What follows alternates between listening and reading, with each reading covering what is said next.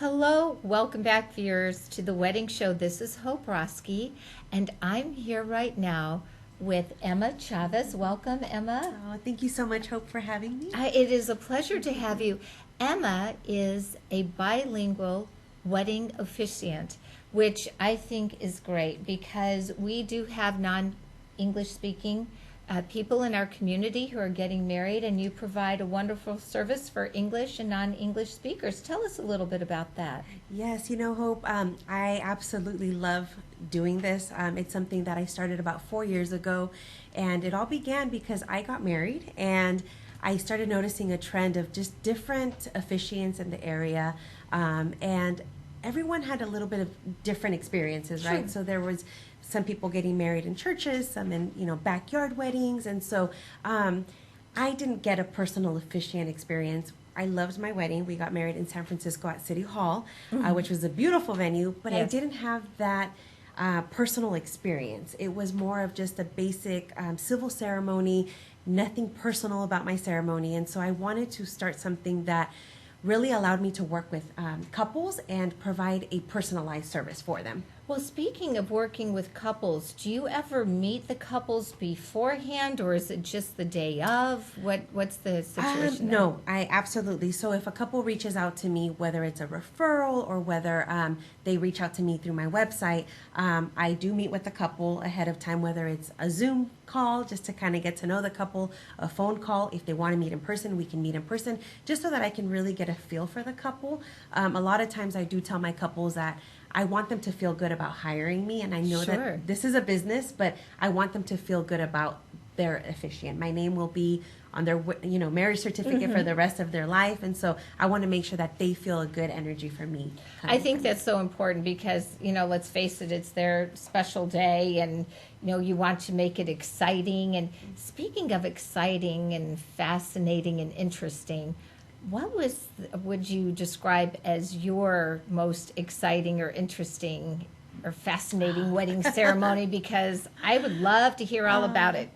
You know what? I think, man, I get to see so many beautiful ceremonies, and I feel like every ceremony is special.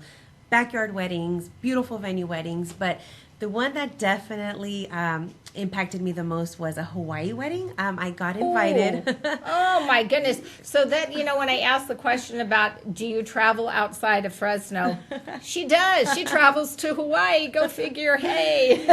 This one was just a little extra special because she was a former student of mine from Hayward, California, which is where I used to be a teacher at. And so she, obviously this student is now grown in her mid-20s, and she, called me. We still have a good relationship, and said, hey, will you officiate for me in Hawaii? And I said, yes, absolutely. And so it was amazing. It was such a beautiful experience just to be there with people that I knew. She felt comfortable asking me to officiate her wedding, and just being able to travel with my wedding business just felt like a dream come true. That is absolutely wonderful. So when you meet with a couple, just bring about some things that you would ask or address during that session. So, again, I like to get to know the couple. It's important for me to know the couple to see what they want as far as a ceremony. So I do offer bilingual services. I'm fluent in Spanish and in English. And so I do offer all Spanish, all English ceremonies, or bilingual ceremonies.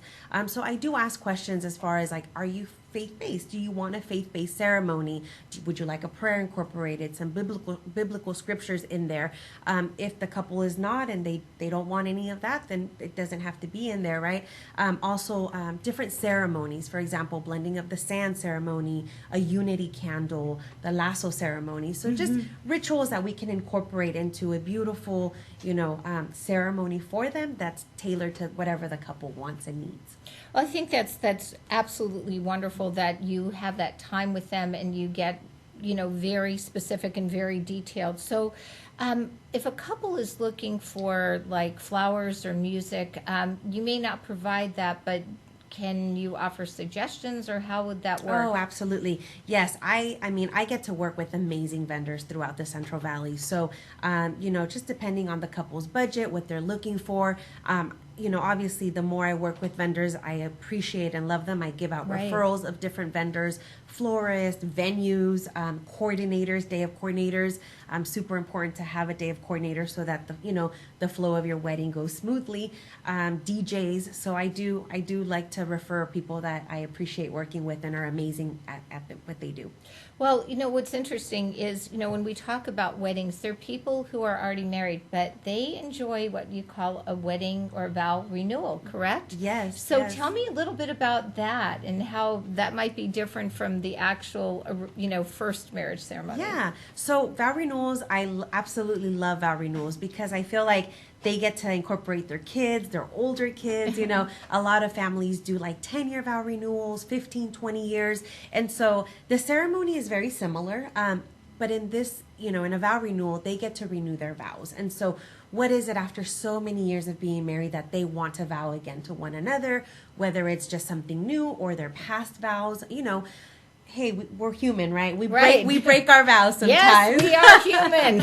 And so it's beautiful. It's beautiful to see these couples want to renew that commitment to one another. And so we treat it like a regular marriage ceremony, with the exception that they get to say the vows that they want to renew. That's great. Let's take a look at some of the pictures here because there's some beautiful ones, and maybe you could tell us a little bit about each one as we go through. Yes, absolutely. This was a beautiful ceremony that I did actually in February, just a couple months ago, and this was in Pleasanton, California. So I do travel to do Bay Area weddings, a lot of weddings here in the Central Valley. But because I have so many ties to the Bay Area, I do get a lot of referrals out there as well. So this was a gorgeous venue in Pleasanton. The one on here is one in Madera. I do a lot of Madera weddings too. This was, a photographer friend of mine sent this my way. So I had to put it on there. A lot of marquees or beautiful marquees that they have at weddings. This was at Grace Barn here in Sanger. And then this was a wedding show I did at Historic Seven Sycamores. I do a lot of, vendor shows that also too where, couples come and are looking for an officiant or coordinators, photography, and things like that. So it's neat to be able to get to see so many different little gems in the Central Valley. That's great. Yeah. Well, another specialty that you do are quinceañeras, correct? Yes. All right. Tell me a little bit about that and how you officiate through that. Yeah, quinceañeras are definitely very, very special and dear to my heart just because it's such a beautiful cultural thing. A lot of times quinceañeras come from like a Catholic background, but some families are not Catholic, but they still want that ceremony piece into, that special moment. And so I love quinceañeras because it's a little bit more secretive. I get to work with the parents. The parents write letters to their, to their quinceañeras. I get to read the letters from the parents. It's definitely a different script than a wedding ceremony. Right. But it's still very, very special and, just such a beautiful time for a young lady becoming a woman. I think that's great. So maybe if you could translate a little bit about what we talked about to the viewers, if you want to take some time and just translate in Spanish, we'd love to hear. Absolutely. Muy buenas tardes a todos. Mi nombre es Emma Chavez y soy oficiante de bodas bilingüe. Hablo español, hablo inglés, hago ceremonias bilingües en todo lo que es el Valle Central y en el área de la Bahía también. Muchísimas gracias, Hope, por tenerme en tu programa el día de hoy. Si necesitan alguna boda bilingüe, quinceañera, estoy a sus órdenes. Muchas gracias. Well, thank you so much. And can you tell everyone how they can get in touch with you if they're looking to have a quinceañera, or if they're looking to renew vows or get married for the first time? Absolutely. You can definitely go on my website, which is weddingsbyemmachavez.com. You can hit the consult button and I get an email. You can give me your wedding date. It goes straight to my email, so I'm able to get back to you within, 24 to 48 hours. Or you can, send me a text, 720-0800. That's 559 area code. Send me a text for availability of a consult or if I'm available for a certain date. And so, yeah. And would you translate that for us too, for those viewers? Absolutely. As well? Thank you. Si gustan alguna consulta o algo mis precios o mi tiempo, si gustan ir a mi página web, weddingsbyemmachavez.com, ahí pueden apretar consulta y me mandan un correo electrónico directamente para ver las fechas y la disponibilidad. También por teléfono o por texto a 559-720-0800. Muchas gracias. Well, I'd like to say muchas gracias to you too. I appreciate you being here. And viewers, please, if you're looking for that special day, take a look.